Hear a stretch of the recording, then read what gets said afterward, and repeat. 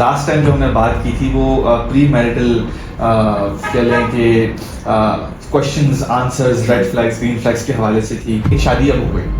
अब जब शादी हो गई तो हनीमून पे चले जाते हैं, एक नेचुरल फिनोमेना है। अब हनीमून के बाद जब वापस आए तो हस्बैंड के जो वो तौर तरीके थे या बीवी के जो वो तौर तरीके थे वो बुझना शुरू हो गए। जो चीजें अच्छी लगनी थी वो बुरी लगनी शुरू हो गई, और जो चीजें बुरी लगती थी अब उसको नफरत में तब्दील हो गई। तो मोहब्बत वही है, लेकिन कुछ ऐसे समझ लें कि इमोशंस हैं या मेंटालिटी है या कुछ फीलिंग्स है वो कुछ खराब होने शुरू हो गए। ऐसा क्यों होता है? हनीमून पे हर कोई नहीं जाता, लेकिन हनीमून पीरियड जरूर गुजारते हैं। उस हनीमून पीरियड में ना बड़ी फिल्मी तवक्कुआत होती है, ठीक है, सब अच्छा लग रहा होता है, आप रेड फ्लैग इग्नोर कर रहे होते हो या आप नोटिस करना शुरू करते हो कि वो अच्छा इसको ऐसे अच्छा नहीं लगता, इसको बुरा लगता है। आपके हाथ में है कि जो जिसको अच्छा लग रहा है वो ज्यादा करें और जो बुरा लग रहा है उसको कम करें। किसी को 24 घंटे तवज्जो नहीं चाहिए होती, सबके अपने अपने काम होते हैं। देखो अगर ये एक प्रॉब्लम है, ये प्रॉब्लम यहाँ रखें, इसका मतलब ये यहाँ नहीं है। लेकिन अगर ये प्रॉब्लम मैं हर वक्त सोचती रहूं तो मैं जहाँ देखूंगी वहाँ क्या है, सबसे पहले प्रॉब्लम है। अपने प्रॉब्लम को राई रहने देना है, पहाड़ नहीं बनाना। बातचीत टू वे होती है, खाली दीवार से भी बैठ के बात नहीं हो सकती। 85% of men give silent treatment. 85%? हाँ, that's a huge percentage. जबकि औरतें बोलती हैं, पीछे पड़ जाती हैं, क्या मसला है, क्या मसला है, क्या हुआ है, क्या हुआ है, क्या हुआ, बताओ। सॉरी का भी तो गेम होता है कि कोई कपल ऐसे भी होता है जो हिचकिचाता है सॉरी कहने से। मैं सॉरी कह दूंगा तो फिर मेरी गलती साबित हो जाएगी कि मुझसे गलती हो गई। ऐसी औरतें हैं, ऐसे मर्द हैं जो बार बार सॉरी बोलते हैं लेकिन अपने एक्शन बेहतर नहीं करते। हाँ, ये सॉरी थ्रो अराउंड नहीं करना है। अपॉलॉजी के 4 स्टेप्स होते हैं। क्या कभी ऐसा मोमेंट आता होगा कि या तो दिल उदास हो जाता होगा या तो कोई मतलब चीटिंग की तरफ वो इंडिकेटर्स बता दें कि उसके आइंदा आने वाले दिनों में या आइंदा आने वाले वक्त में वो चीट कर सकता है या कर सकती है? कुछ ऐसे मोमेंट्स आते हैं? इमोशनल चीटिंग का अंदाजा नहीं है। सही है, वो तो हो रहा है ना। हाँ, तो चैटिंग हो रही है, मुलाकातें हो रही हैं। आपने सिग्निफिकेंट अदर को सिग्निफिकेंस देने के बजाय अपनी तवज्जो कहीं और कर ली है।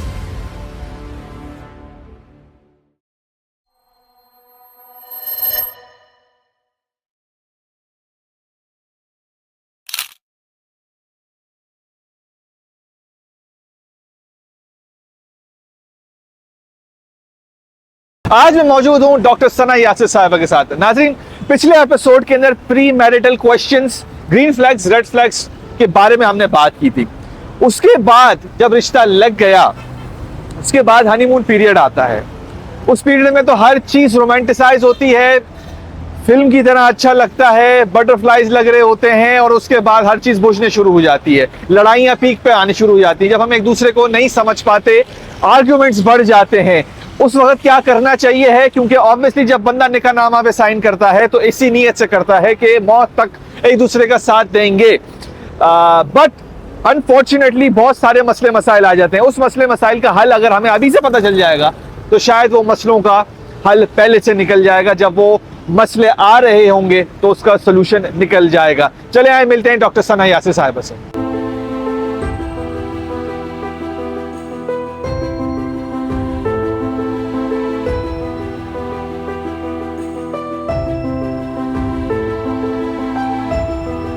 अस्सलाम वालेकुम डॉक्टर सना यासिर साहब, कैसी हैं?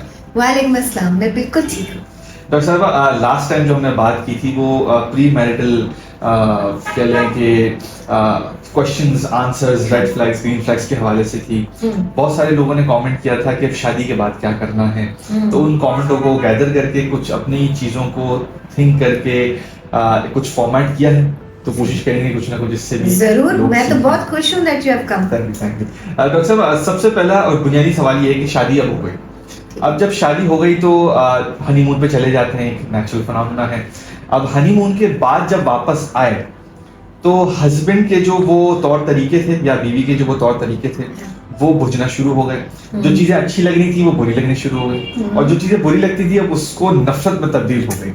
तो मोहब्बत वही है, लेकिन कुछ ऐसे समझ लें कि इमोशंस हैं या मेंटालिटी है या कुछ फीलिंग्स है, वो कुछ खराब होने शुरू हो गए। ऐसा क्यों होता है, पहले तो ये बताओ। तो पहले तो ये तय कर लेते हैं कि हनीमून पे हर कोई नहीं जाता, लेकिन हनीमून पीरियड जरूर गुजारते हैं, ठीक है। सही है। उस हनीमून पीरियड में ना बड़ी फिल्मी तवक्कुआत होती हैं, ठीक है। सब अच्छा लग रहा होता है, आप रेड फ्लैग इग्नोर कर रहे होते हो, या आप नोटिस करना शुरू करते हो कि वो अच्छा इसको ऐसे अच्छा नहीं लगता, इसको बुरा लगता है। आपके हाथ में है कि जो जिसको अच्छा लग रहा है वो ज्यादा करें, और जो बुरा लग रहा है उसको कम करें। ठीक है। बट ये माइंडफुलनेस है, ठीक है। अभी तो बात ऑब्जर्वेशन की होती है, उखड़े क्यों है, जल्दी नाराज क्यों हो रहे हैं। अच्छा, मेरी तो अम्मी कहती हैं जब तक जूते नहीं पहनाएगी बेगम घर से मत जाना, तो क्या मैं जूते पहनाऊंगी अब आपको। इस तरह की बहुत सी चीजें जो सोसाइटी, हमारी देसी सोसाइटी में पुराने वक्तों की आगे भी लाई जाती हैं, ये सोचे बगैर कि अब वो वक्त नहीं रहा, अब ये चीज बदलनी चाहिए। जब मैंने फिल्मी बोल दिया तो मुझे थोड़ा सा इसको बेहतर भी करना होगा, ठीक है। जरूर है, ये बहुत अच्छा है कि आप अफेक्शन शो करें, प्यार मोहब्बत का इजहार करें, लेकिन इसमें ज़रूरी नहीं है कि आप जो है ना वो मुफलिसी का शिकार हो जाएं, आप पैसा ज़्यादा खर्च कर दें, आप एक्सपेक्टेशन गलत सेट कर दें। सो अगर आपने शुरू किया, ये आपका गोल्डन टाइम है, गोल्डन टाइम है कि इस वक्त आप अपनी फाउंडेशन बनाएं। बहुत से लोग शादी से पहले एक दूसरे को नहीं जानते और वो ऑकवर्ड मोमेंट्स गुजार रहे होते हैं। सही बात है। ठीक है, उन ऑकवर्ड मोमेंट्स को हम बाहमी फ्रेंडशिप से ओवरकम करते हैं। कैसे? फॉर एग्जाम्पल, भाई आपको क्या रंग पसंद है, या मैं अक्सर होता है ना, यंग लड़कियां तैयार होकर पूछती मैं कैसी लग रही हूँ। सो मैं कैसी लग रही हूँ बड़ा सतही सवाल है। आप उससे बेहतर सवाल कर सकते हैं कि जी मुझे अपने ऊपर लाल रंग की लिपस्टिक अच्छी लगती है। ओके। क्या आप चाहेंगे मैं दूसरे कलर भी लगाऊं, आपको कैसा लगेगा? अच्छा, ठीक है, आप उनका ओपिनियन लेंगे। ये ओपिनियन है, इसमें इम्पोज नहीं कर सकते, ठीक है। या फिर क्यों, आपने तरीका देखो हसन, आपने अपना बताया पहले स्टांस, मुझे अपने ऊपर क्या पसंद है, ताकि कल को अगर वो चेंज करें तो उन्हें मालूम हो, ठीक है, कि यार ये मेरे लिए किया जा रहा है या मेरे लिए नहीं किया जा रहा है। थैंक यू बेटा।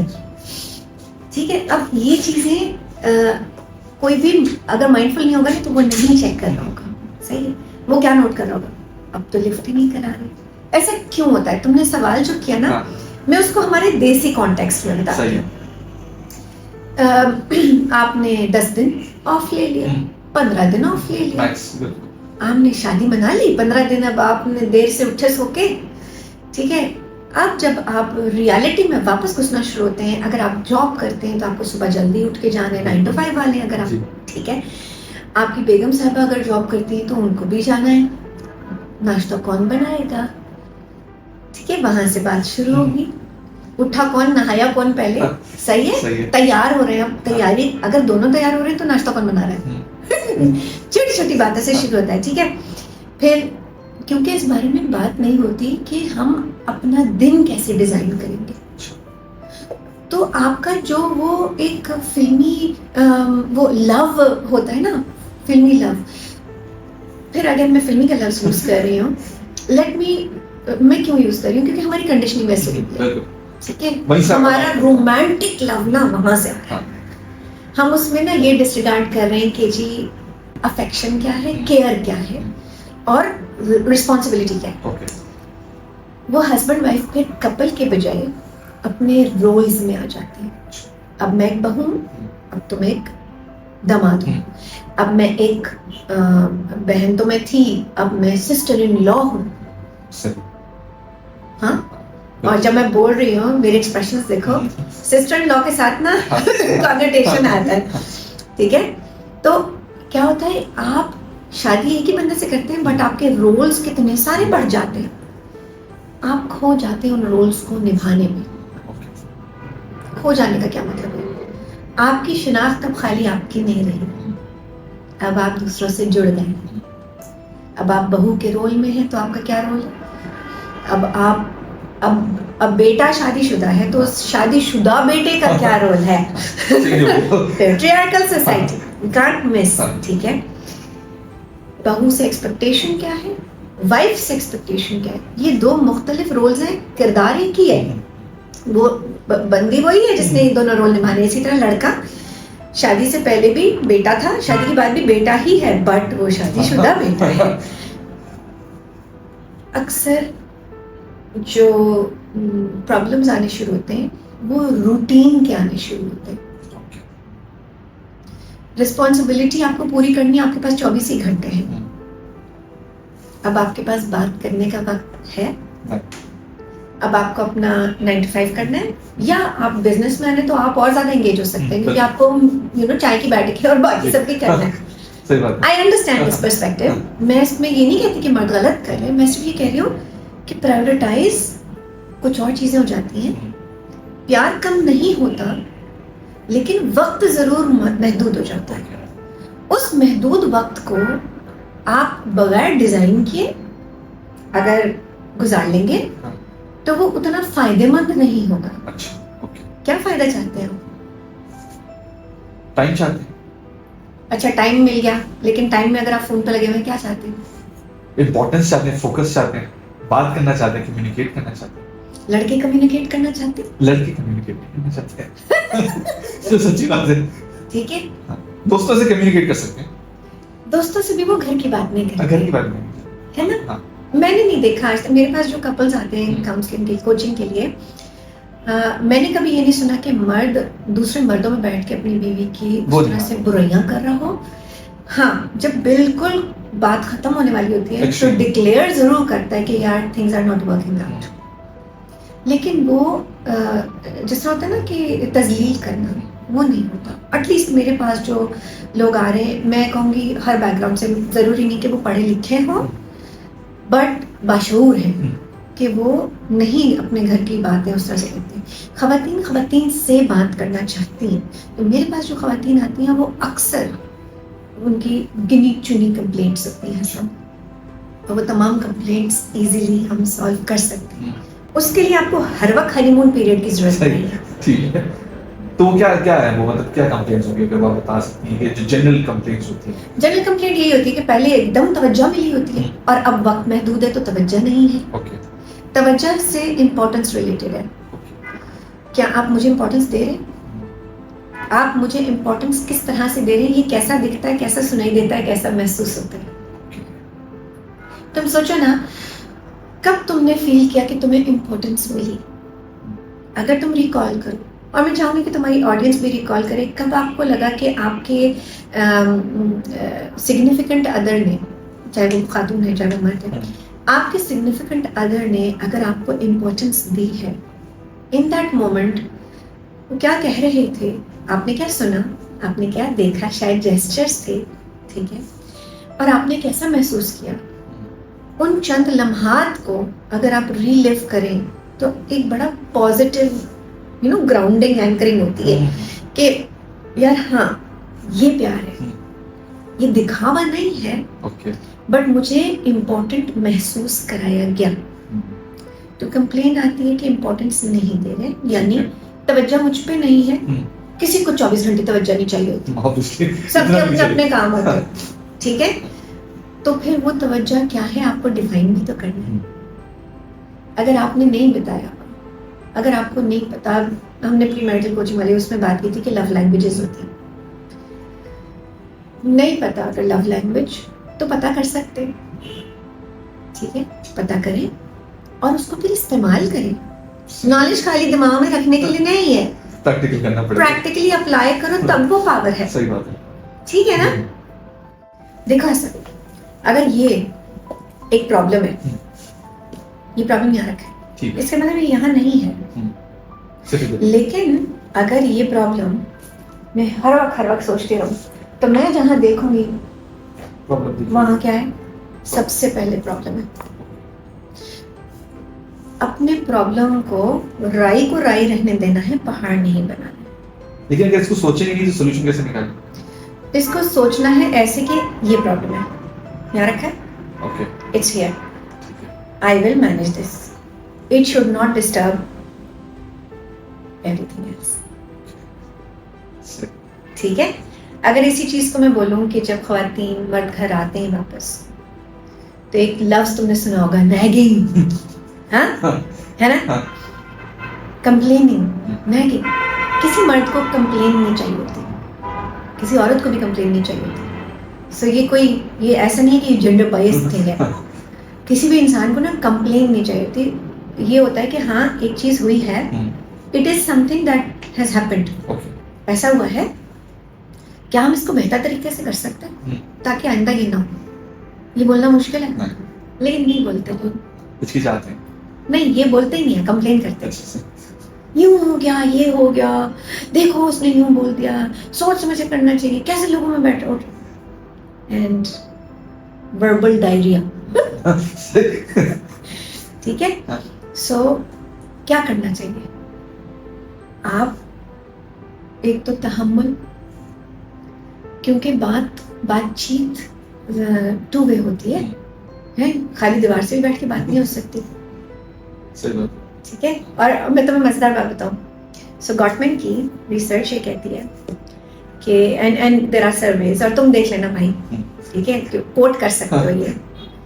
85% of men give silent treatment. 85%. हाँ, that's a huge percentage. जबकि औरतें बोलती हैं, पीछे पड़ जाती हैं, क्या मसला है, क्या मसला है, क्या हुआ है, क्या हुआ है, क्या हुआ, बताओ बताओ बताओ बताओ. वो भी सही नहीं है, वो भी सही नहीं है.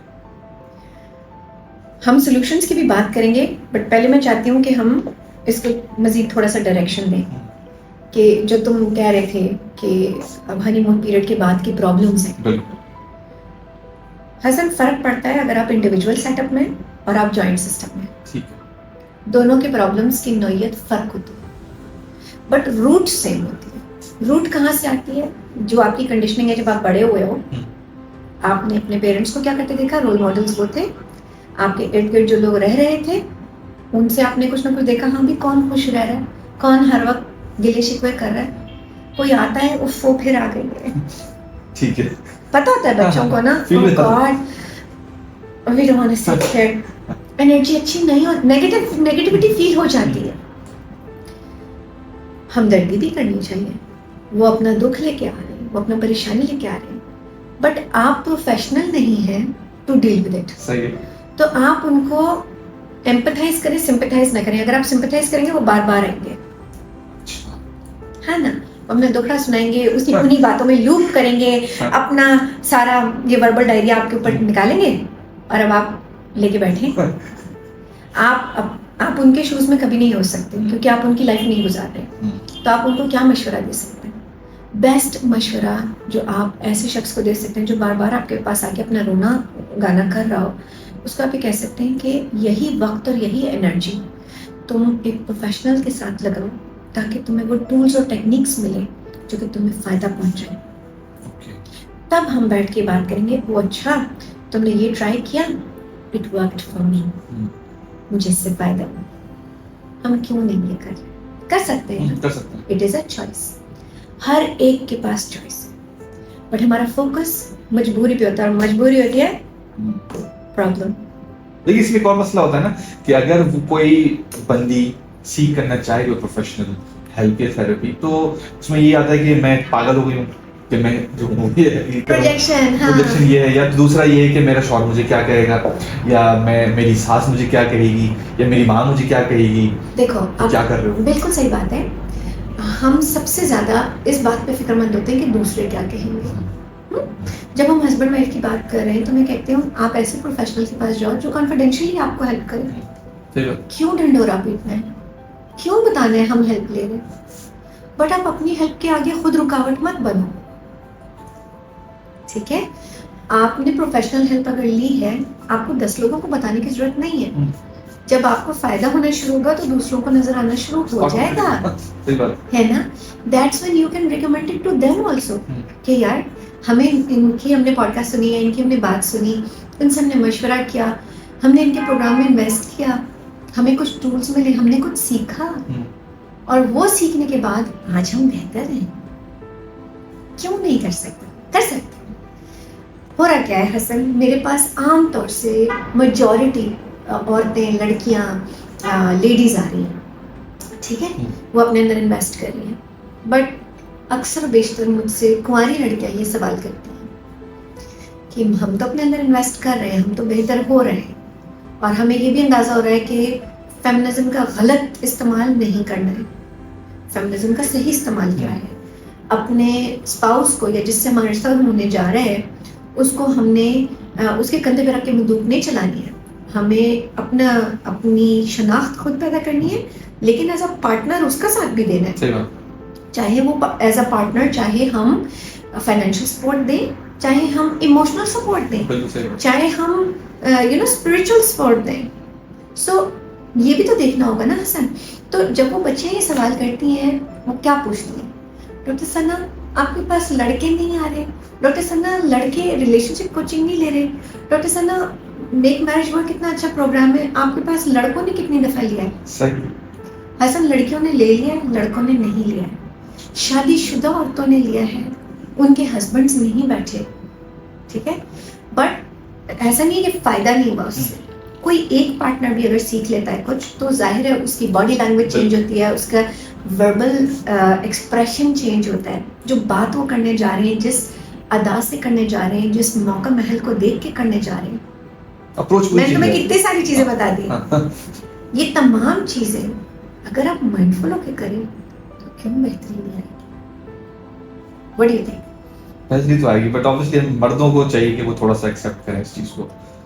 देखो अगेन, अगर आप इसको रिलेट करोगे कि जी मैं ट्रस्ट नहीं करता कि मैं अपनी बातें किसी के सामने खोल के पेश करूं, तो मुझे ये चीज़, मतलब मैं ठीक है, मैं आपको प्रोब नहीं करूंगी, मैं आपको कुरेदूंगी नहीं कुछ भी, ना मैं चाहती हूँ कि आप कोई पुराना ड्रामा रिलीव करो, बट इससे मुझे मालूम क्या पड़ रहा है, और मैं अज्यूम नहीं करती, मैं पूछ लेती हूँ कि क्या बचपन में आपने कभी एक्सप्रेस किया नहीं, या आपने जब एक्सप्रेस किया तो आपको चुप करा दिया, क्योंकि आपके पास वो अल्फाज नहीं है कंफर्ट देने के।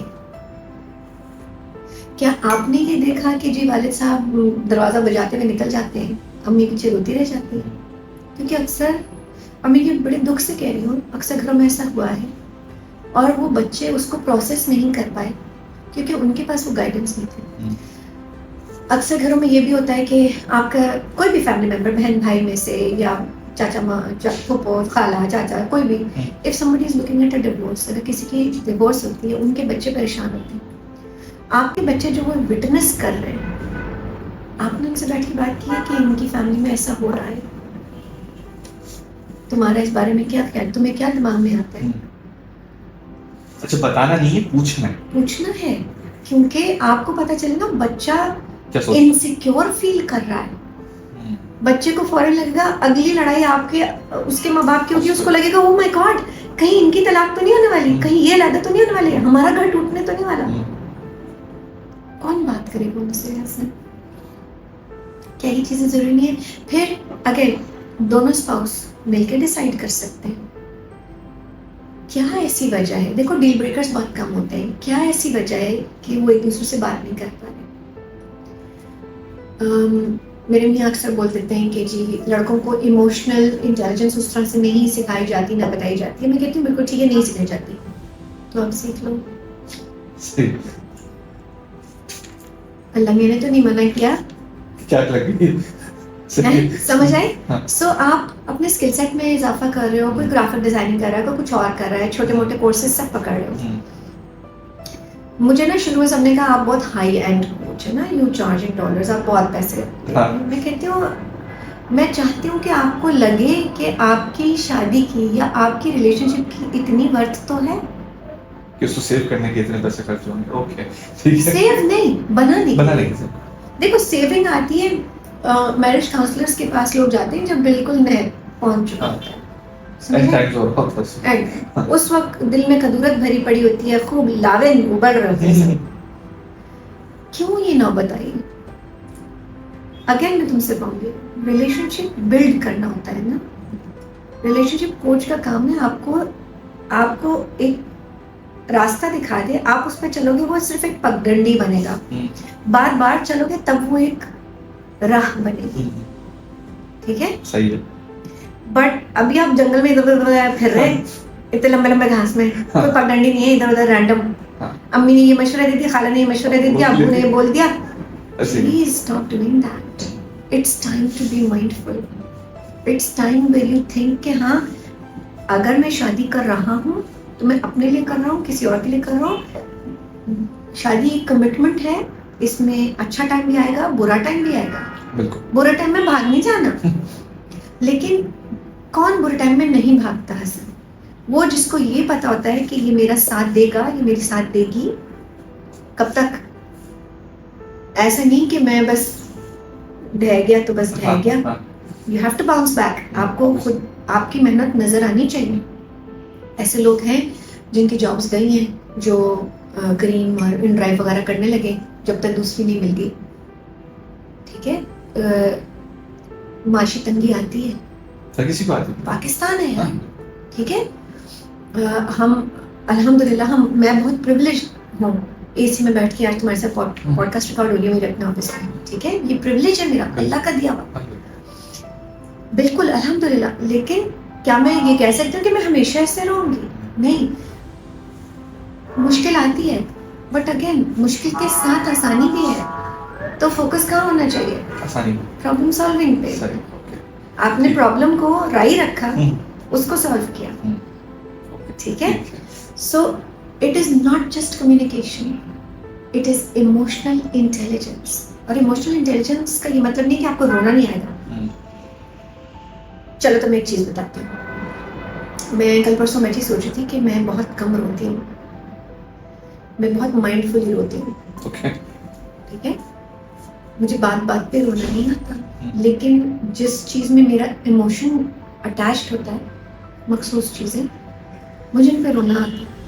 मेरे आंसू किसी और के लिए नहीं है, मेरे आंसू मेरा रिलीज है, ठीक है। मैं अब किसी के सामने नहीं रोती, इसलिए नहीं कि मैं ये वो क्या कहेंगे या वो मुझे वीक समझेंगे। नो नो, मैं तुम्हारे सामने भी रो सकती हूँ, बशर्ते कि मेरी वो इमोशन ट्रिगर हो, मेरी उस वक्त रेगुलेशन की नीड हो कि हाँ, I feel like I need to release, ठीक है।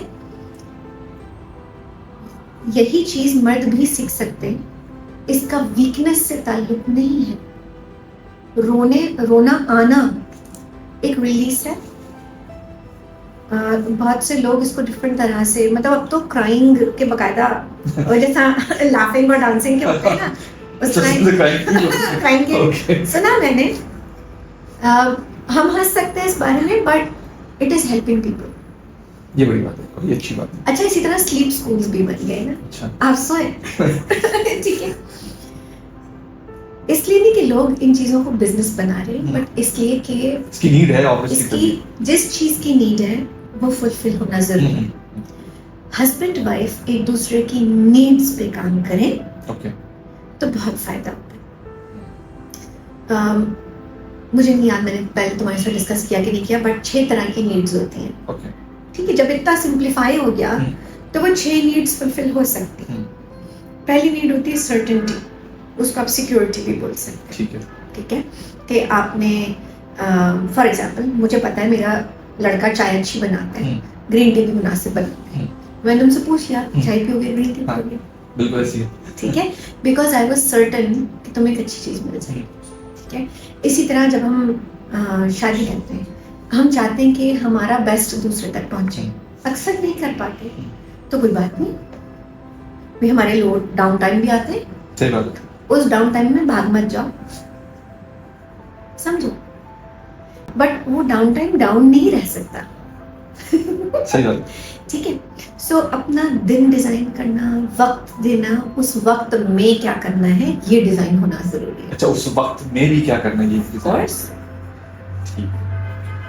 फॉर एग्जाम्पल, हसन तुमने आज टाइम दिया, मैं तुम्हें वक्त दे रही हूँ, मैं चाहूँ तो मैं तुमसे गप्पे बातें करूँ, तुम्हारी पॉडकास्ट पे कोई रिकॉर्डिंग ना हो, वक्त तो दिया मैंने, बट तुम्हारा फायदा नहीं होगा, ऐसे ही, ठीक है। So respecting each others time boundary is very important. Another thing is love's respect. दोनों को चाहिए होती है।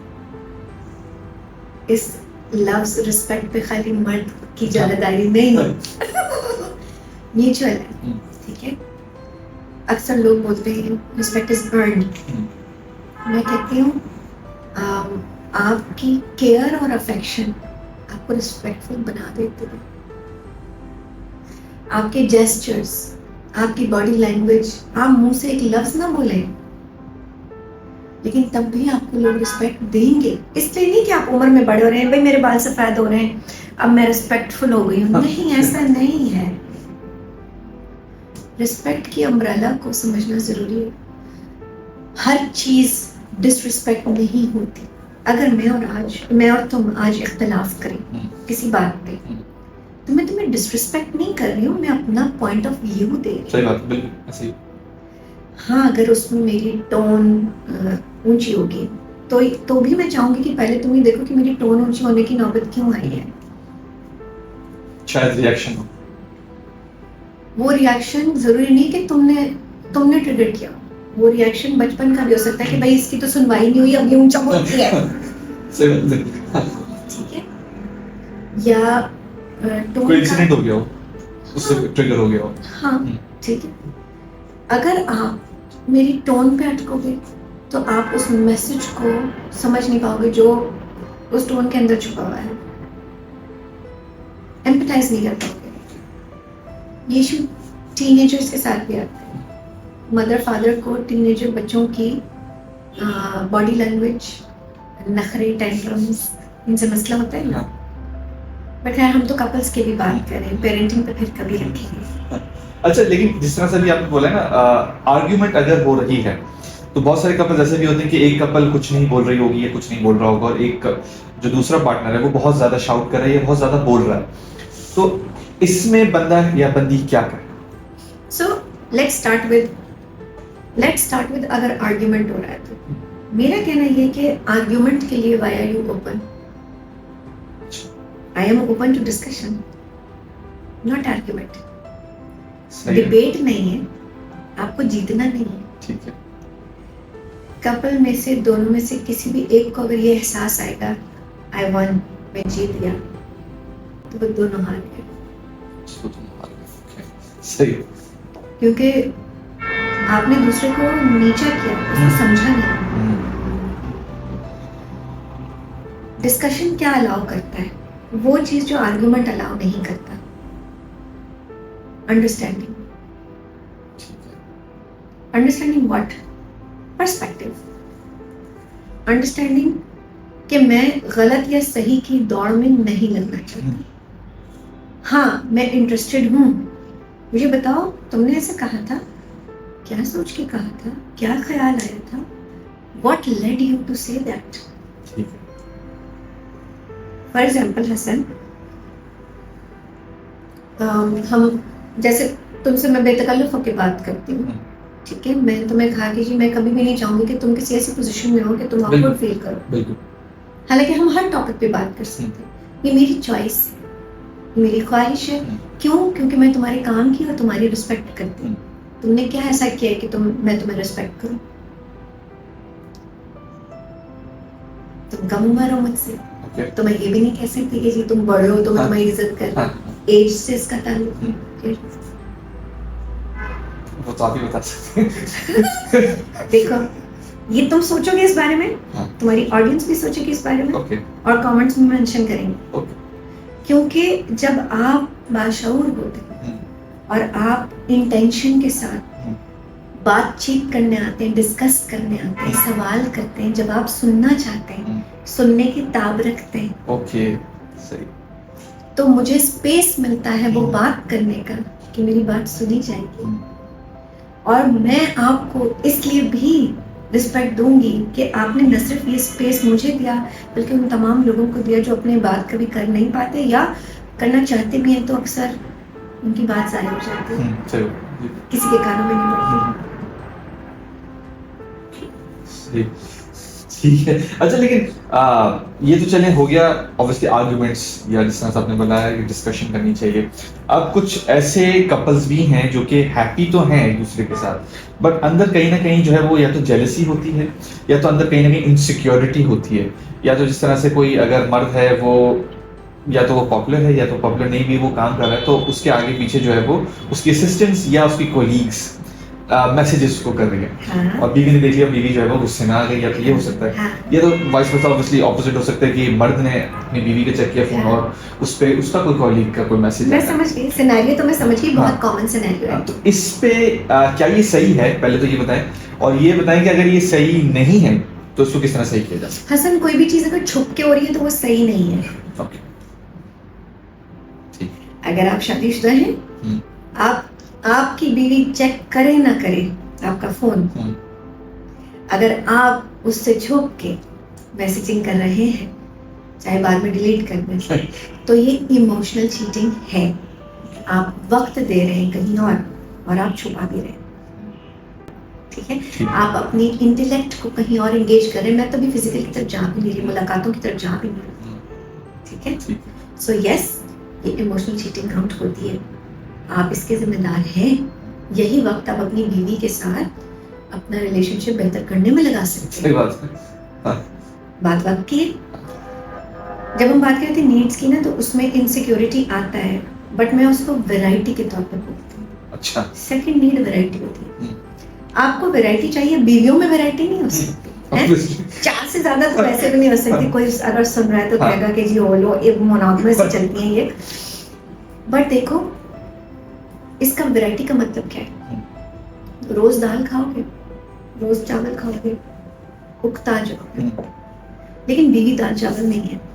obviously। ठीक है, आपको अपनी लाइफ में कुछ न कुछ स्पाइस ऐड करना है, कुछ न कुछ। आप एक दूसरे के बारे में अगर क्यूरियस रहो तो रोज हम बदल रहे हैं हसन, हम रोज इवॉल्व हो रहे हैं, हम रोज कुछ ना कुछ सीख रहे हैं। हर नया इंटरेक्शन हमें कुछ ना कुछ सिखा रहा है। सही बात।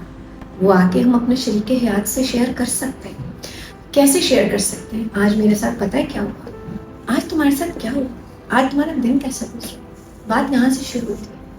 आप 20 मिनट रोज निकाल सकते हैं अपना दिन शेयर करने के लिए, और उसमें अपनी इंसाइट भी दे सकते हैं। घर बैठी औरतों को कौन बताएगा? उनकी क्वालिटी कॉन्वर्सेशंस नहीं हो पाती हैं अगर वो घर पे बैठी हैं, उनके पास बातें घर ही की हैं करने के लिए। बिल्कुल। हस्बैंड जो बाहर काम कर रहे हैं, उनके पास वो दुनिया देख कर आ रहे हैं। अगर वो अपनी बीवी को ग्रूम नहीं करेंगे कि अच्छा पता है फलाने ने यूं बात की, ढिमकाने ने कहा, मुझे उससे ये समझ में आया, मैं चाहता हूँ कि हम इस तरह से करें, ये बातें भी तो होती है, ये डिस्कशन ही तो है, इसमें कहाँ आर्ग्यूमेंट है? समझ रहे हो? वो ख्वातीन जो घर बैठी हैं, उनकी पहुंच कहाँ तक है? एक डब्बे तक, जिसको हम टीवी कहते हैं, जिसमें आते हैं ड्रामे। हाँ। तो आपके घर पे क्या चलता है? हाँ, ड्रामा। Do you understand? हाँ। उससे कहीं बेहतर है एक एक किताब एक दूसरे को गिफ्ट करो। उर्दू पढ़ते हो उर्दू पढ़ो, इंग्लिश पढ़ते हो इंग्लिश पढ़ो। बट उस किताब के बारे में डिस्कस हो सकते हैं। अरे मैंने ये पढ़ा था इसमें, अरे मुझे पता चला कि सब कुछ हमारे दिमाग की इस तरह है, इख्तरा है। ठीक है, क्या मतलब हुआ इसका? मैं जो दुनिया देख रही हूँ, तुम वो दुनिया नहीं देख रहे हैं। तुम दुनिया देखोगे एक पेट्रियार्कल मर्द की नजर से, पाकिस्तानी बॉय। ओके, मैं देखूंगी एक प्रिविलेज्ड औरत की नजर से। सही है, जिसके लिए अल्हम्दुलिल्लाह अभी सब कुछ मौजूद है। ठीक है, अल्लाह ने औलाद से नवाजा हुआ है, नवाजा हुआ ही तो है। मैं ग्रेटफुल हूँ जिन चीज़ों के लिए अल्लाह ने मुझे नवाजा। हर कोई मेरे शूज में नहीं है। ठीक है, तो फिर मुझे उस लेवल पे जाना पड़ता है अगले की बात समझने के लिए। तो मैं उनको कह नहीं सकती, उनसे पूछ सकती हूँ तुम्हें क्या चीज़ दुख दे रही है, आओ इसके बारे में बात करें, बैठें। यही चीज़, क्योंकि हस्बैंड वाइफ आपस में कोई ट्रेंड प्रोफेशनल्स तो नहीं है ना, तो ये चीज़ वो एक प्रोफेशनल के साथ मिलकर अपनी रिलेशनशिप बिल्डिंग के लिए यूज़ कर सकते हैं, इससे पहले कि उनके इख्तलाफात बहुत ज़्यादा बढ़ जाए, तलाक की नौबत आ जाए। जो लोग प्रीमैरिटल कोचिंग लेते हैं उनका 35% लोअर है डिवोर्स रेट। ये ग्लोबल हुआ। हमारे यहाँ डिवोर्स की वजूहात फ़र्क है। देसी सेटिंग्स में तो अगर सास नाराज हो गई तो वो तलाक करा देती हैं। नंद रूट के अगर घर आ गई तो उनकी वजह से घर में मसले हो जाते हैं। ये जेन्युइन मसले हैं, हमारी सोसाइटी के मसले हैं ये। बाउंड्रीज बनाने की कमी है। लोग समझते हैं बाउंड्री एक वॉल है, चार दीवारी जो अपने गिर्द वो खींच लें ताकि वो सेव हो जाए, फिर वो साइलेंट ट्रीटमेंट देते हैं दीवार बन के। बाउंड्री ये नहीं होती। बाउंड्री क्या होती है सर? तुम्हारे ख्याल में बाउंड्री क्या है? बाउंड्री यही है कि आपको पता हो कि इस चीज से मैं नाराज हो जाऊंगी, ये चीज मुझे अच्छी नहीं लगी। आप ये चीज नहीं करेंगे तो मुझे दुख नहीं होगा। अगर मैं कहूँ बाउंड्री एक दरवाजे का ताला है जिसकी चाबी तुम्हारे पास है, तुम्हें पता है तुम्हें किसको अंदर आने देना है, कितनी देर के लिए आने देना है और कब रुखसत करना है। ठीक। तो ये बाउंड्री है। बाउंड्री इज द डिस्टेंस, ये वो फासला है जहां मैं और तुम रिस्पेक्टफुली एक दूसरे के साथ एंगेज कर सकते हैं। सही। मुझे लगता है ये ज्यादा बेहतर तरीका है बाउंड्री को डिफाइन करने का। जो आपके मिजाज का है वो आपके लिए ज्यादा वेलकमिंग होगा। आप उसको ज्यादा खुलूस के साथ इनवाइट भी करोगे, अंदर भी बुलाओगे, ज्यादा बात भी करोगे। बिल्कुल सही। फिर उनका क्या करें जो आपके मिजाज की नहीं है? और अगर आपकी उनसे शादी हो जाए जो आपके मिजाज की नहीं, फिर क्या करेंगे? फिर टफ टाइम है बहुत सारी चीजों में। टफ टाइम तब है जब तक आपके पास टूल्स नहीं। हाँ। टफ टाइम तब है जब आपको पता ही नहीं है कि शुरुआत कहाँ से करें। अगर वो पता है तो फिर अप्रोच चेंज हो जाएगी, और अप्रोच चेंज होने की वजह से बहुत सारी चीजें। यस, अक्सर लोग जब मुझे अप्रोच करते हैं तो उनकी शादी को कुछ वक्त गुजर चुका होता है, और वही बात कि कहीं ना कहीं डगमग हो रही होती है और उनको वो ढूंढ रहे होते हैं कौन हमें काउंसिल कर दे। पहले वो काउंसलर के पास खर्चे करके आ चुके होते हैं, उससे उनको ब्लेम यहाँ ब्लेम वहाँ ब्लेम। ठीक है, जब वो मेरे पास आते हैं तो मैं पूछती हूँ आपको चाहिए क्या? यकीन मानो कोई ऐसा नहीं है जो ये ना कहे कि मुझे सुकून नहीं चाहिए, मुझे सुकून चाहिए। दोनों को सुकून चाहिए। एंड गोल यही है। एंड गोल सुकून। हाँ। तो रिवर्स इंजीनियर करो, सुकून कैसा आएगा? 69% इख्तलाफात कभी नहीं बेहतर होते। 69% इख्तिलाफात कभी बेहतर नहीं होते बिकॉज उनका ताल्लुक होता है आपके बैकग्राउंड से, आपके अपब्रिंगिंग से, आपके बिलीफ सिस्टम से, आप जो करना चाहते हैं जिंदगी में उससे, आपके पर्पस से। उस पर झगड़ना ही नहीं है, वो तो सॉल्व नहीं होने। उस पर झगड़ना नहीं है, उस पर आपको अंडरस्टैंडिंग के साथ साथ चलना है। आपका फोकस होना चाहिए उन 31% पे जो सॉल्वेबल प्रॉब्लम्स है। सही। क्योंकि वो सॉल्वेबल है तो कैसे होंगे सॉल्व? वो तरीके आने चाहिए। कॉन्फ्लिक्ट रेजोल्यूशन कैसे होती है? ठीक है, समझ रहे हो? तरीका मौजूद है। सही। वो तरीका समझना जरूरी और वो ढूंढना जरूरी है किसके पास वो टूल्स। सीखना, ठीक है, सीखने की विलिंगनेस होनी चाहिए। मैं उन लोगों के साथ काम नहीं करती जो कहें कि अच्छा जाओ, तुम्हें जरूरत है, तुम मेंटली पागल हो रहे हो, तुम जाओ जाके करके आओ, हम ठीक हैं। आप ठीक या बीमार नहीं है, आप गलत या सही नहीं है। आपका एक थॉट प्रोसेस है, उनका एक थॉट प्रोसेस है, आप दोनों अलग तरह से सोचते हैं और दोनों सही हो सकते हैं एक वक्त में। सही बात है, जरूरी नहीं दोनों एक चीज पे माने। कहाँ मान सकते हैं? विन विन सिचुएशन क्रिएट होता है हसन कब? जब आप ये तय कर लें कि अच्छा ठीक है, ये फॉर एग्जांपल मैं एक चीज इस तरह करना चाहती हूँ तो मैं एक चीज उस तरह करना चाहती हूँ। मैं करके देखती हूँ, इसका रिजल्ट देखते हैं, तुम करके देखो, इसका रिजल्ट देखते हैं। जिसका रिजल्ट ज्यादा बेहतर होगा आइंदा वही तरीका अपना लेंगे। Result oriented logical approach. ठीक है, प्रॉब्लम कहाँ आती है? अब ये तो दो लोग थे ना, तीसरा दिमाग ले आओ। सही। सास आ गई, नंद आ गई, अब्बा आ गए, जेठ आ गए, या वो आ गया जो पैसे वाला है जिसने खर्चे करने। बिकॉज समहाउ हमारे यहाँ ये भी बहुत, और ये देसी सेटिंग है हर घर में, जो कमा रहा होता है उसकी से होती है भाई, वीटो पावर है उसके पास है। और अगर वो हेड ऑफ फैमिली है तो कंट्रोल भी है। सो मेरी रिक्वेस्ट है, कंट्रोल से ज्यादा कनेक्शन को तरजीह दें। अपने ईगो को थोड़ा सा पीछे करें, फ्रेजाइल ना करें। फ्रेजाइल यू नो लाइक अभी बोला नहीं कि उनको इंसल्ट हो गई, अभी मुंह से बात निकली नहीं, अपना ओपिनियन देने में ही अगर कोई इंसल्टेड फील कर रहा है तो वो फ्रेजाइल ईगो है। रिस्पेक्टफुल। और ये खाली मर्दों का नहीं होता, सासों का भी होता है, ठीक है। क्यों इतनी नोटोरियस है सासें? क्योंकि वो गलत कंपैरिजन करने लगती हैं जब उनकी औलाद की शादी हो जाती है। लेकिन ये जो नस्लों से चलता आ रहा है ना टेक्निक, यार तो जनरेशनल ट्रॉमा भी तो जनरेशनल है ना, हाँ, तो कौन जिम्मेदारी लेगा उसको पैटर्न को ब्रेक करने की? जो भी जिम्मेदारी लेगा उसको अपना हार्ड चूज करना होगा। उसको सलावातें पढ़ेंगी, उसको लोग रिजेक्ट करेंगे, उसकी बात पे उसकी तजलील होगी, क्योंकि वो स्ट्रीम से हट, वो पिराना बन रहा है ना, सारे यूं बह रहे हैं, वो यूं जा रहा है, ऐसे ही। तो थोड़ा सा वो फेस करेगा, बट डिस्करेज नहीं होना है। आपको अपना गोल सामने रखना है, आपको भी तो ज़हनी सुकून चाहिए। क्या चीज़ वो ज़हनी सुकून ला रही है? तुमने एक दो बातें बीच में पूछी थी जो वही मैं उनको नीड्स से ही इसको रिलेट करूंगी, ताकि तुम्हारे इस एपिसोड में नीड्स जरूर कवर हो जाए, ठीक है।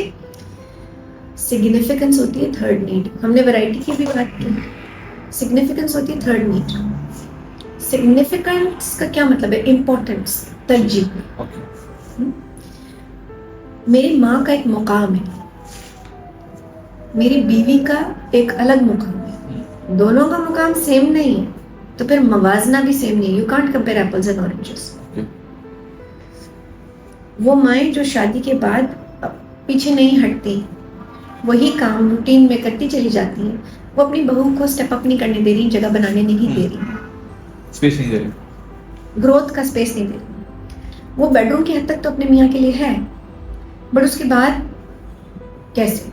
अच्छा, ये तो जॉइंट में, अगर इंडिविजुअल रह रही हैं तो बार बार फ़ोन करना, और मैं यहाँ पर दोनों की माँ की बात करूँगी, बेटे की माँ की भी और बेटी की माँ की भी।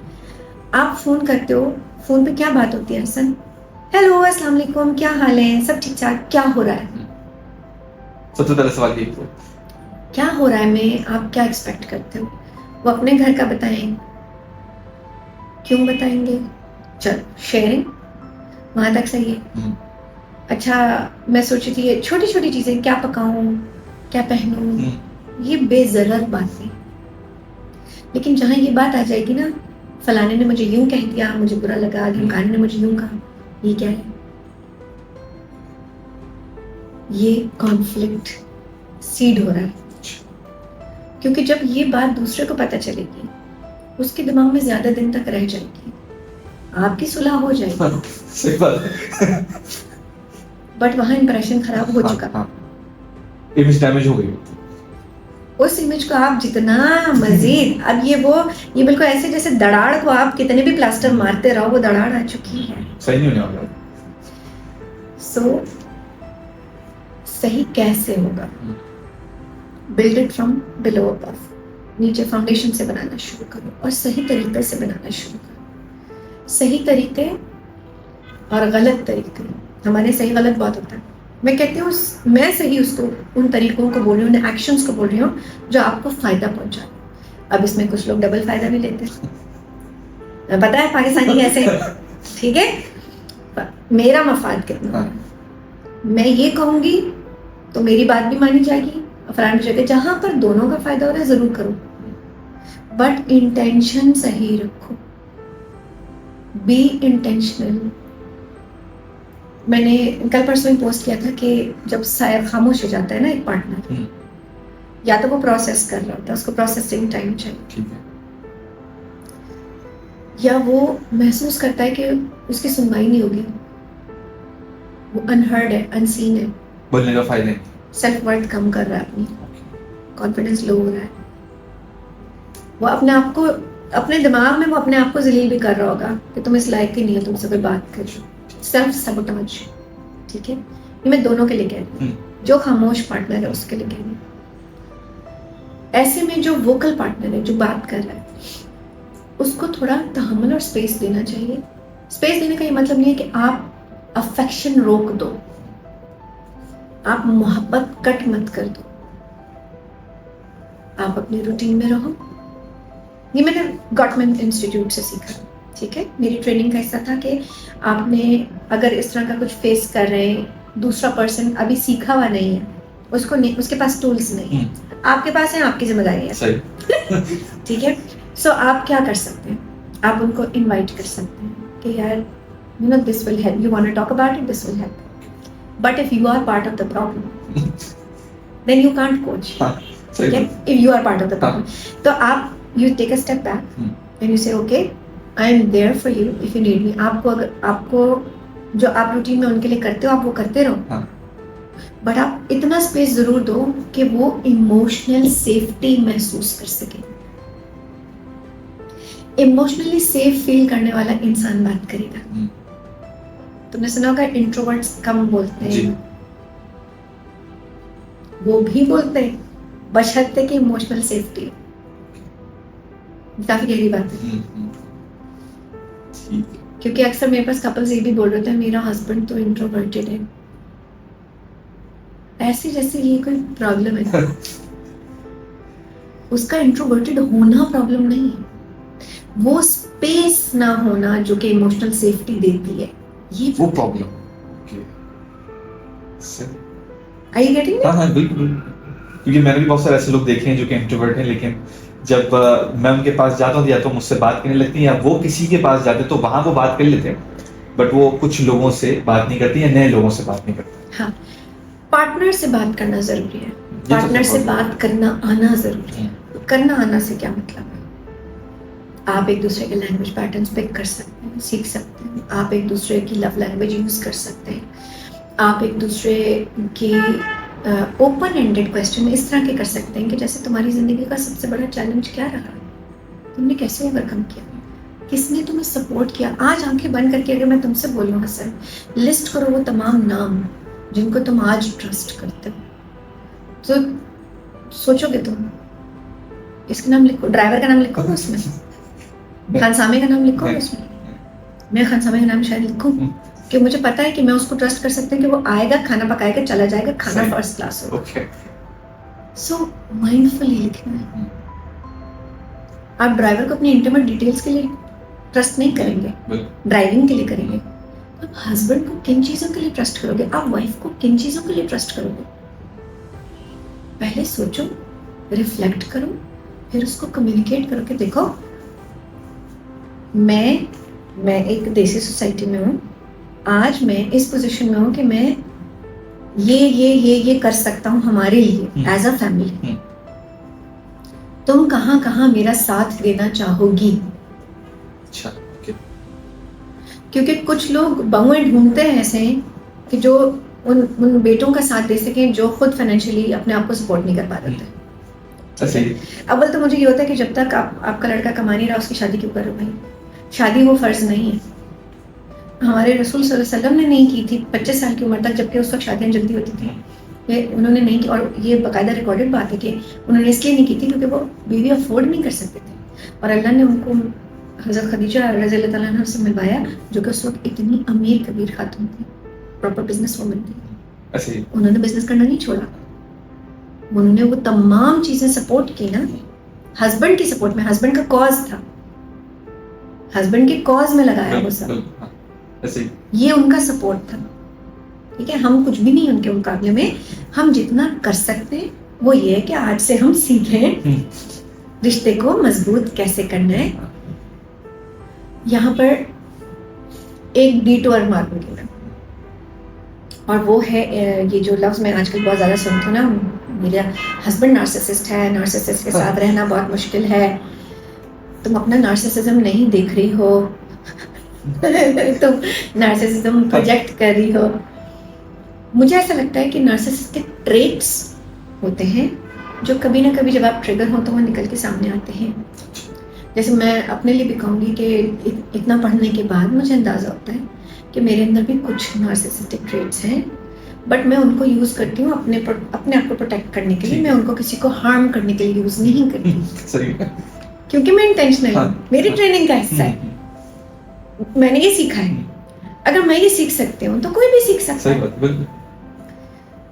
फिर एक है डॉक्टर रमानी, मैं उनको फॉलो करती हूँ। ठीक है, वो नार्सिसिज्म के ऊपर उन्होंने बुक भी लिखी है, और उनके ऐसे लोगों के साथ रहते कैसे हैं उस पर भी एक किताब लिखी है। इसी तरह मैं डॉक्टर कबूल माते को भी सुनती हूँ।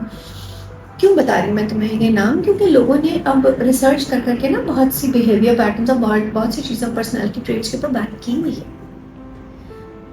हमारे जो कुएं के मेंढक है ना उनको अपना विजन थोड़ा सा बढ़ाने की जरूरत है। ये सुनने वाले को लगेगा मैं बहुत कितना जज करके बोल रही हूँ ना। मैं ये इसलिए बोल रही हूँ बिकॉज मैं देख रही हूँ, पिछले 6 साल से मैं कोच कर रही हूँ लोगों को, और मैं देख रही हूँ कि कौन इन्वेस्ट कर रहा है। जो इन्वेस्ट कर रहा है वो जब अप्लाई करता है उसको रिजल्ट्स मिलते हैं, वो रिजल्ट्स के बाद उसकी ज़िंदगी थोड़ी बेहतर होती है, वो छोड़ दे तो वापस वही पैटर्न शुरू हो जाते हैं। तो कंटिन्यूअस एफर्ट है। शादी इसलिए नहीं करनी होती कि ये शादी फर्ज है, शादी इसलिए नहीं करनी होती कि बच्चे पैदा करने हैं, शादी इसलिए नहीं करनी होती आगे नस्ल कैसे चलेगी। शादी एक कमिटमेंट है जहाँ 2 लोग आके जुड़ते हैं ताकि वो एक बेहतर फ्यूचर गुजार सके, डिजाइन करें और गुजारें। वो बेहतर फ्यूचर उन दोनों की नज़र से देखना होता है, उनके माँ बापों की नहीं, उनके घर वालों की नहीं। वो दोनों क्या चाहते हैं, इसमें मेजर डिसीजंस इन्वॉल्व होते हैं। बच्चा कब पैदा होना है, शहर या मुल्क छोड़ना है नहीं, 9 to 5 से बिजनेस करना है कि नहीं, इस तरह के बहुत अहम फैसले होते हैं जो उन 2 को लेने होते हैं, जबकि वो 2 मिल के नहीं ले रहे होते, हमेशा कोई बड़ा इसमें इन्वॉल्व हो जाता है। हाँ, लोग बाहर मुल्क नहीं जा पाते ये सोच के कि जी हमारे ऊपर वालिदैन की जिम्मेदारी है। कभी हम इस पर भी बात करेंगे हसन के वालिदैन को अपनी जिम्मेदारी समझना और वालिदैन का बच्चों को अपना सहारा समझना, ये कहाँ तक सही है और कहाँ तक गलत है। ये भी बहुत टाइप का ऐसा है ना। क्योंकि मैं ये नहीं कह रही कि मुझे सब पता है और सब मेरी बात से एग्री करेंगे, बट मैं चाहती हूँ कि सोच जरूर आए। आप मस्बत तरीके से सोचना शुरू करें, आपकी ही सोसाइटी बेहतर होगी। बहुत से लोग बहुत जल्दी बोल देते हैं कि जी फलाने इस्लाम से बड़ा दूर है। आपके एक्शंस बताते हैं। Islam is all about actions. एक तो हर कोई मुसलमान नहीं, दूसरा हर कोई मुसलमान प्रैक्टिसिंग नहीं, और जो प्रैक्टिसिंग है वो किस किस्म की प्रैक्टिस कर रहे हैं कि अगर वो मतलब अक्सर दिखे नहीं, मैं ये कहना चाह रही हूँ कि जरूरी नहीं कि हर कोई अटमोस्ट उस पॉइंट पे हो कि जी ओ वाह ये तो रोल मॉडल है सोसाइटी का। मेरी भी एक जर्नी है, मैं अपने अल्लाह से कितना नजदीक हूँ ये तो मैं ही बता सकती हूँ। ठीक है, तुम कितना प्रैक्टिस कर रहे हो, मेरा इससे क्या ताल्लुक है, पर्सनल है ये तो। हाँ ठीक है। हाँ, क्या चीजें हैं जो आपको किसी से बेहतर करती हैं, क्या चीजें? तकवा की क्या एक्सप्लेनेशंस है? तकवा जब हस्बैंड वाइफ के बीच में तुम रखते हो तो कैसे दिखता है? ठीक है। एक बड़े अच्छे मुफ्ती हैं हमारे साथ हज पे थे, उनसे काफ़ी अच्छी बातचीत है। वो हमेशा बहुत अच्छी बातें बताते हैं और हस्बैंड वाइफ के रिलेशन को मजबूत करने की बात भी करते हैं, मुझे बड़ा अच्छा लगता है। इसी तरह और भी लोग होंगे, मुफ्ती बैंक भी हैं, मैं अक्सर उनको देख के उनके रील भी रिपोस्ट करती हूँ, क्योंकि उनकी बात में ना वो हंस के मजाक से आपको बड़ा प्यारी चीजें कन्वे करते हैं, साइलेंट मैसेज चला जाता है। हाँ बिल्कुल। उनका ये कहना कि जी अगर मेरी बीवी ने कहा इधर नहीं 2 इंच इस तरफ बैठ जाओ तो मैं बगैर क्यों कहे बैठ जाता हूँ। क्यों? क्योंकि इस वक्त उसकी ये नीड है। मैं इसको इस तरह से कहती हूँ कि अगर कोई आपको अगर आपसे कोई कह रहा है यार प्यास लग रही पानी पिला दो, तो शायद उसको इस वक्त इस इजहार मोहब्बत की जरूरत है कि आप उठें, पानी का गिलास भरें और लाके पिला दें। ये एक्ट ऑफ सर्विस उस वक्त उसकी लैंग्वेज है, लव लैंग्वेज है, छोटी सी चीज। घर में आपके बुजुर्ग रहते हैं, मैं अक्सर अपने बच्चों को बोलती हूँ भाई हमारे घर में दादा दादी होते हैं, मैं कहती हूँ आते जाते जब भी गुजरो सलाम करते हुए तो पूछ लो पानी चाहिए, पूछे ना पूछे उनकी मर्जी। बट मुझे ऐसा लगता है कि जिस घर में बड़े हों और मतलब 3 जनरेशन अगर एक साथ रह रही हो, तो जो मिडिल वाली जनरेशन है उसका कुछ तो फर्ज बनता है कि कुछ थोड़ा सा एटिकेट्स, कुछ थोड़े से मैनर्स आप जनरेशनली ट्रिकल डाउन जरूर करें। इससे क्या होगा? ये वो सीख है, ये वो सीड्स हैं जो आप अभी से प्लांट कर रहे हो ना, ये बाद में जाके आपको तो पता भी नहीं, आप उस दरख्त की छांव में बैठेंगे नहीं बैठेंगे, जो सीड्स आज आप प्लांट कर रहे हो। तो कितने लोग हैं जो माइंडफुली ये सीड्स प्लांट कर रहे हैं, स्पेशली अपनी रिलेशनशिप के लिए, स्पाउसेस, मियाँ बीवी, सिर्फ अपनी खामियों को, सिर्फ अपने यू नो लाइक इनके ये फ्लॉ हैं, वो तो यूं है, वो तो वो है। When you focus on all that, you shift your focus towards wrong. जबकि मैं क्या कह रही हूँ, आपने 10 काम अच्छे किए, एक काम बुरा किया, वो एक काम हाईलाइट हो जाएगा, तो वो 9 काम जो अच्छे हुए वो रद्द हो जाएंगे। तो फोकस उन 9 पे रखते हैं, उस एक के लिए माफी जरूरी है। लफ्ज माफी बहुत बहुत अहम है एक कपल के लिए। थ्राइविंग रिलेशनशिप्स में फॉरगिवनेस बहुत बहुत अहम रोल प्ले करता है। बड़ी बड़ी चीजें जो है ना वो कपल्स ओवरकम कर, बड़े बड़े हर्डल्स कपल्स ओवरकम कर जाते हैं जब वो माफी सही से कर सकें। लेकिन इसमें सॉरी का भी तो गेम होता है कि कोई कपल ऐसे भी होते हैं जो हिचकिचाता है सॉरी कहने से। मैं सॉरी कह दूंगा तो फिर मेरी गलती साबित हो जाएगी कि मैं उसकी गलती हो गई। हसन, ऐसी औरतें हैं, ऐसे मर्द हैं जो बार बार सॉरी बोलते हैं लेकिन अपने एक्शन बेहतर नहीं करते। हाँ, ये भी है। ठीक है, सो सॉरी थ्रो अराउंड नहीं करना है। अपॉलॉजी के 4 स्टेप्स होते हैं। अच्छा, वो 4 स्टेप फॉलो होना जरूरी है। उसका उस 4 में मतलब एक तो ये हो गया कि जी एक्नॉलेज करें हमसे क्या मिस्टेक हुई है, ठीक, जो हुआ है उसमें हमारी मिस्टेक क्या थी, हमने अपना रोल कितना देखा। ठीक है। दूसरा, आपने एक्नॉलेज किया उसकी वजह से, आपकी हरकत की वजह से अगले का क्या नुकसान हुआ, दिल दुखा, कुछ टूट गया, कुछ गायब हो गया, कुछ छूट गया, जो भी। तो हमने पहले अपना रोल बताया, अगले का हर्ट आइडेंटिफाई किया, उससे पूछा मैं कैसे तुम्हारी इस हर्ट को कम कर सकती हूँ। ये नहीं कोई करता। मैं कैसे तुम्हें एक्नॉलेज करूं, हाउ, मेरा क्वेश्चन अब ये होता है ना, how do you want to be loved right now. तुम्हें इस वक्त किस तरह की मोहब्बत की जरूरत है, तुम्हें इस वक्त किस तरह, मैं तुम्हारे लिए इस वक्त क्या कर सकती हूँ। एंड चौथा, not repeating what you did here. सही, ये होती है अपॉलॉजी। सॉरी कह देना अपॉलॉजी नहीं होती। ठीक है। ये बहुत इंपॉर्टेंट चीज तुम्हारे पॉडकास्ट में चल रही है। हाँ, ये बहुत इंपॉर्टेंट चीज है। तो सॉरी से याद है कुछ ऐसे भी, क्या आपको लगता है जब रिलेशन होता है तो ऑब्वियसली सालों की कमिटमेंट होती है, टेक्निकली लोग जब निकाहनामा में साइन करते हैं तो फिर इसी सोच से साइन करते हैं कि मौत तक यही मेरी पार्टनर रहेगी। कुछ लोग तो एटलीस्ट, मतलब मेजोरिटी तो शायद ऐसे ही होता होगा। मुद्दा और सवाल ये है कि क्या कभी ऐसा मोमेंट आता होगा कि या तो दिल उदास हो जाता होगा या तो कोई मतलब चीटिंग की तरफ वो इंडिकेटर्स बता दें कि उसके आइंदा आने वाले दिनों में या आइंदा आने वाले वक्त में वो चीट कर सकता है या कर सकती है। कुछ ऐसे मोमेंट्स आते हैं?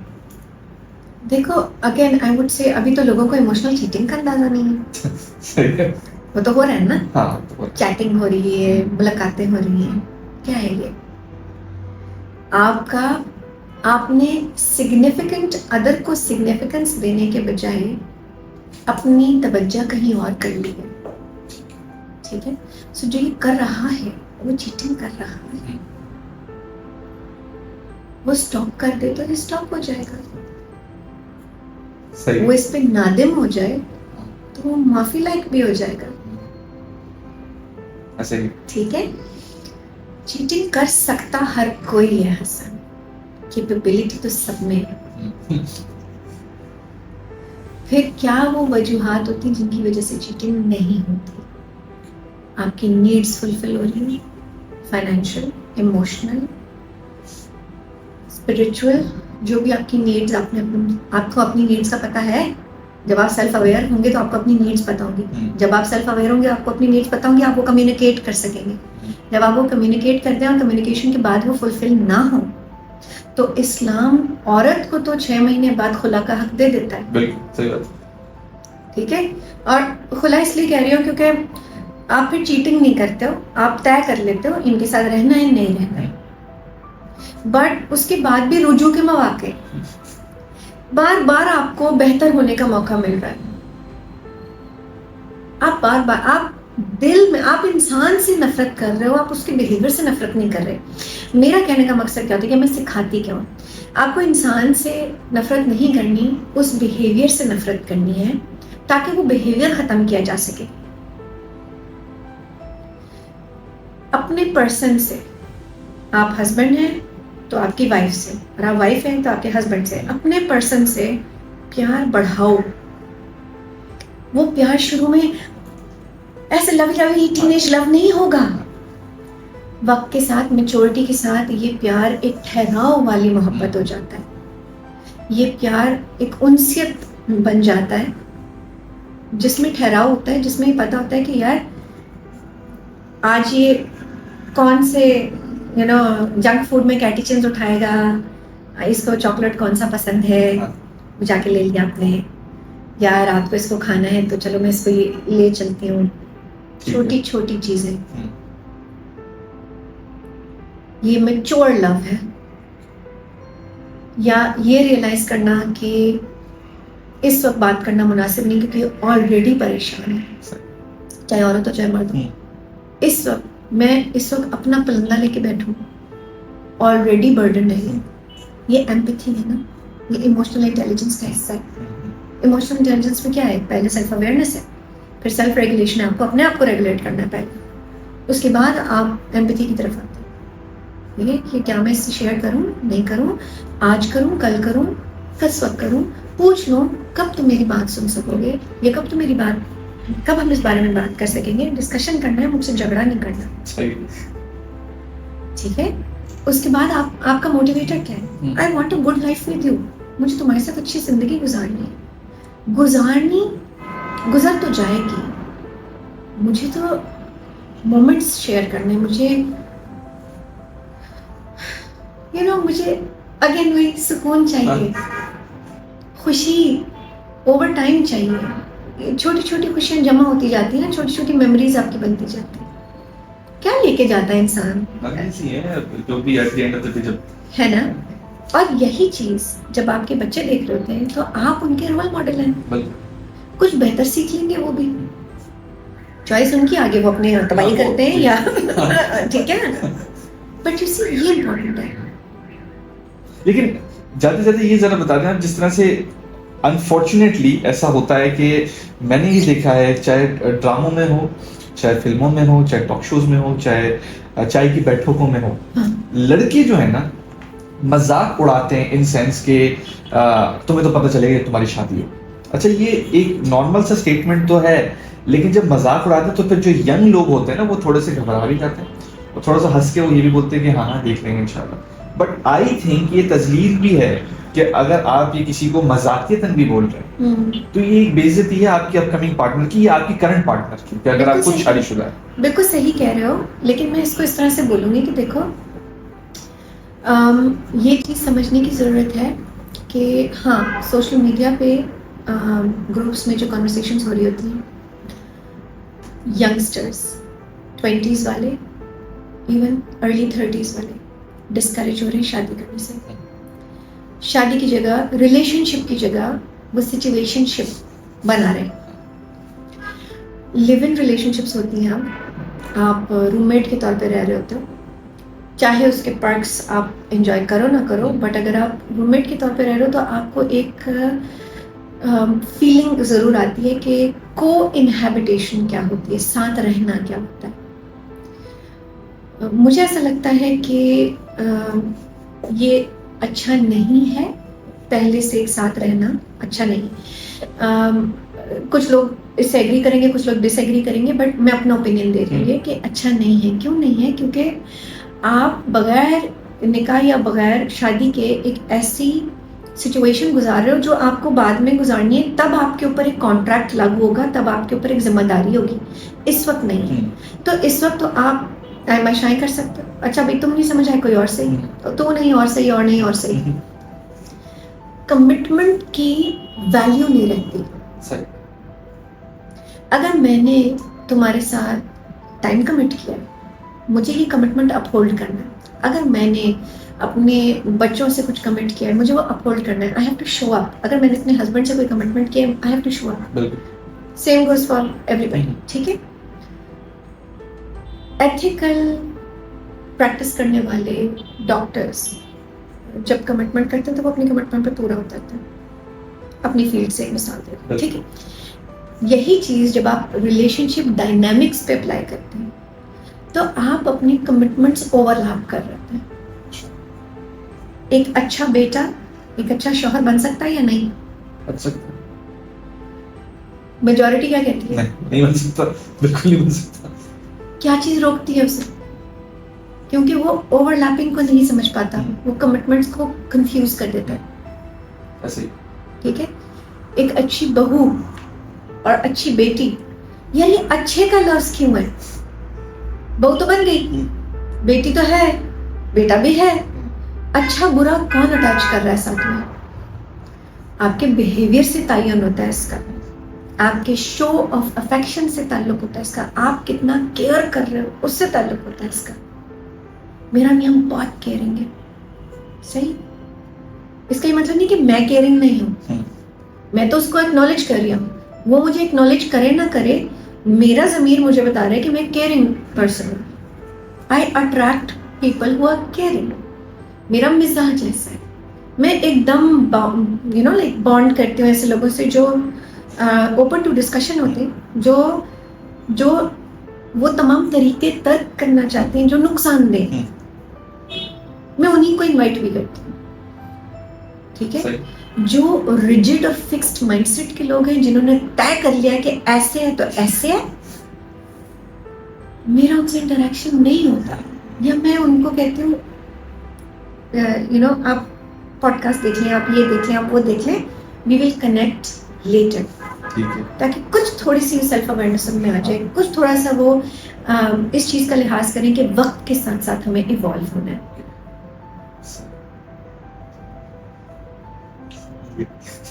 लेकिन तुम परेशान तो नहीं हो? नहीं, मैं परेशान नहीं हो रहा, मैं थोड़ा सा कंज्यूम करने की कोशिश कर रहा हूँ एक दो चीजें। बट एक चीज है जो कि पूछनी थी, वो ये कि आजकल व्हाट्सएप की स्टेटस और इंस्टाग्राम की स्टोरीज जो है ना, वो कुछ ऐसे कपल्स हैं, जैसे मिसाल के तौर पे अगर वो साल में एक दो दफा निकल रहे हैं घर से बाहर, ठीक है, और वो शो ऑफ करना चाह रहे हैं कि मेरा शौहर या मेरी बीवी is happy with me, but वो सिर्फ शो ऑफ की हद तक है। वो सिर्फ इस हद तक है कि मैं इंस्टाग्राम पे दिखा सकूं या स्टोरी लगा सकूं या व्हाट्सएप के स्टेटस पे लगा सकूं और दिखा सकूं अपने दोस्तों में, अपनी फैमिली में, अपनी माँ को कि मेरा शौहर केयरिंग है या मेरी बीवी केयरिंग है। तो ये कितना डैमेजिंग है इंटरनली कि ये चीजें सब सामने नजर आ रही है। ये खासा डैमेजिंग है, क्योंकि आप कर रहे क्या है, आप मवाजने कर रहे हैं, कंपैरिजंस कर रहे हैं, और आप पीपल प्लीजिंग भी इसमें इंक्लूड हो जाएगा, या शोबदेबाजी। तो ये तो कोई भी सोसाइटी समझ जाएगी कि ये सही नहीं है, ठीक है। बट हो रहा क्या है, आप सोशल मीडिया को जिस तरह से कंज्यूम करते हैं उसके पीछे इंटेंशन क्या है? आपको भेड़ चाल का हिस्सा बनना है, या आपको कुछ सिखाना है, आपको कुछ सीखना है? आप कई तरह से सोशल मीडिया यूज़ कर सकते हैं। अगर आपको ऐसा भी हो रहा है कि बच्चियां, यंग वाइफ्स शेम करती हैं अपने हस्बैंड्स को कि फलानी ने तो फलाने को ये दिला दिया, मुझे तुम यहाँ भी नहीं लेके गए, ये हो रहा है, ये डैमेजिंग है। क्यों? क्योंकि वो अपनी टाइमलाइन के बजाय दूसरे की टाइमलाइन देख रही हैं, अपने हस्बैंड की एफर्ट को एक्नॉलेज करने के बजाय दूसरे के हस्बैंड की एफर्ट देख रही हैं, जो कि शायद सही ना भी हो, वो भी वही कर रही हो। सही है, ठीक है। देखो, क्योंकि तुमने ये बोला ना, तो मैं इसमें थोड़ा सा ये भी पॉइंट आउट करूंगी, मेरी प्रोफाइल पब्लिक है, मैं अपने बच्चों की, घर वालों की तस्वीरें डालती हूँ। कई दफा मुझे कहा जाता है नजर लग जाएगी, सबोटाज हो जाएगा, तुम्हारा काम खराब हो जाएगा, फलाना हो जाएगा। देयर आर क्वेश्चंस, ठीक है। और अक्सर ऐसा होता, जब आपका ये थॉट है तो उसके बाद दिमाग में ये आता है ना कि वो अच्छा अगली फाइट शायद इस वजह से हुई हो, क्योंकि आप उसे लिंक कर देते हैं ना, आपका ब्रेन आपका क्लोजर मांगता है ना, ठीक है। बट अगेन ये जहन की ही इख्तिरा है, आप माइंडफुल होके मैनेज कर सकते हैं। मैं चाहे फैमिली फोटोज डालूं, चाहे कोई और कुछ और डालूं, हमेशा मेरी पोस्ट में कोई मैसेज होगा, कोई अच्छी बात होगी जो कि आगे बढ़ाई जा सकती है। आप वो बात बढ़ा सकते हो। हाँ, वो मैंने एक तस्वीर के साथ अटैच की हुई, वो मेरे लिए है, मेरे घर वाले भी देखते हैं, दूसरे भी देखते हैं। हाँ। वो आपको इंस्पायर करने के लिए है, आपको जेलस करने के लिए नहीं है। सही, ठीक है। जो जेलस हो रहा है उसको यकीनन अपने ऊपर काम करने की जरूरत है ना। बिल्कुल। जो एनवियस हो रहा है, हासिद से तो अल्लाह ने भी कहा है बचो, लेकिन हासिद का मतलब आपको तो नहीं मालूम पड़ेगा कि कौन आपसे इस वक्त हसद कर रहा है। जी। तो आप अपनी स्पिरिचुअल वो जरूर अपने रखें, आयतल कुर्सी एंड एवरीथिंग, मंजिल हाँ। पढ़ें, जो भी करना है करें, हाँ। वो आपका अपना तरीका है। But as a public figure एक जिम्मेदारी है ऑथेंटिक रहने की।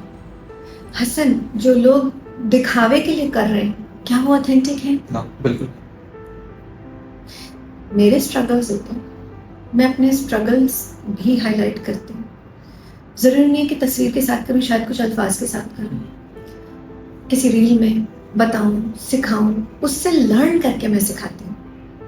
मैं अपने स्ट्रगल को मैंने तुम्हें जब आए तो मैंने तुम्हें कहा कि यार मैं कुछ सीख रही हूँ, अंडरलाइन करती हूँ, स्टार बनाती हूँ, उसको अपने ऊपर अप्लाई करती हूँ। जब वो कामयाब होता है, मुझे फायदा पहुंचाता है, तब मैं दूसरों को सिखाती हूँ। मेरे नजदीक ऑथेंटिसिटी है। शायद दूसरे लोग ये ना करते हो, बट ये मेरा तरीका है और मैं इसमें दूसरों को इनवाइट करती हूँ कि यार ट्राई तो करो, सही, ठीक, इंस्पायर तो हो, ठीक है। दिखावा दूसरों के लिए होता है, अंदर से अपने आप को क्या कह रहे हो, सेल्फ टॉक कैसी है।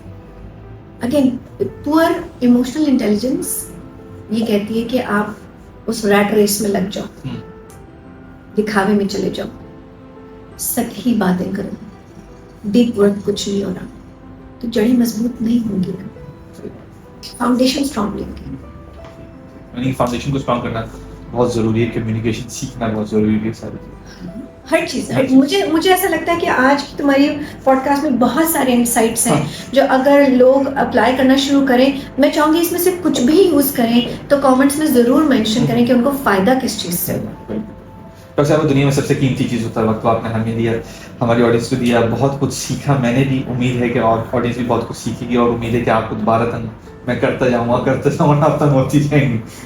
मुझे बहुत अच्छा लगा तुम आए, तुम्हारे सवाल बहुत अच्छे थे। आई होप कि मैं जो भी आज मैं बता पाई और सिखा पाई उससे लोगों को फायदा हो, मेरी इंटेंशन यही होती है। Thank you. तो ये था आज का हमारा एपिसोड डॉक्टर सना यासिर साहब के साथ। नाज़रीन, आज क्या सीखा? आज ये सीखा कि एक पार्टनर को दूसरे पार्टनर को समझने की बहुत जरूरत होती है। हनीमून का जो पीरियड होता है उसमें हर चीज रोमांटिक तो होती है, फिल्मी भी होती है, जिस तरह से डॉक्टर सना यासिर साहिबा ने कहा था, लेकिन अगर हम एक दूसरे को समझ लें, अगर हम बाउंड्रीज एक दूसरे के लिए सेट कर लें और ये भी जान लें कि क्या हमारे पार्टनर को पसंद है और क्या हमारे पार्टनर को नापसंद है, किस चीज से वो इरिटेट होते हैं और किस चीज से वो खुश होते हैं, तो हमारा रिश्ता बहुत स्ट्रांग हो सकता है। अच्छा, साथ साथ ये भी जरूरी है कि हमें आर्ग्यूमेंट नहीं करना, हमें डिस्कस करना है। किसी को जीतना नहीं है, ये कोई मैराथन नहीं है, ये कोई रेस नहीं है। एक दूसरे के इज्जत को भी सामने रखते हुए हमें बात करनी चाहिए है, हमें समझना चाहिए एक दूसरे को। और साथ साथ सॉरी कहने के भी तरीके होते हैं, सिर्फ शव नहीं करना होता, सिर्फ बोलना नहीं होता, बल्कि समझना होता है। माफ़ी मांगते हुए ये एक्नॉलेज करना होता है कि शायद मुझसे कुछ गलत हो गया है, शायद कोई दिल आज़ारी हो गई है। और भी बहुत कुछ है इस पूरे शो के अंदर सीखने को। बहुत लंबा तफसीली शो था। लड़ाई के वक्त क्या बोलना चाहिए, क्या नहीं बोलना चाहिए, अगर कोई आर्ग्यूमेंट के वक्त कोई चुप हो गया है तो उसको किस तरह से मनाना चाहिए, क्या वो सोच रहा है, ये क्या वो सोच रही है। आपने क्या क्या सीखा, आपने मुझे कमेंट सेक्शन के अंदर बताना है। इसी के साथ मिलते हैं अगले यूट्यूब और टिकटॉक की वीडियो में, फेसबुक और इंस्टाग्राम की पोस्ट में, ट्विटर यानी एक्स की ट्वीट्स, पिंटरेस्ट की पिन्स, लिंक्डइन की एक्टिविटीज और व्हाट्सएप की अपडेट्स में। इसी के साथ हसन अंसारी साइनिंग ऑफ।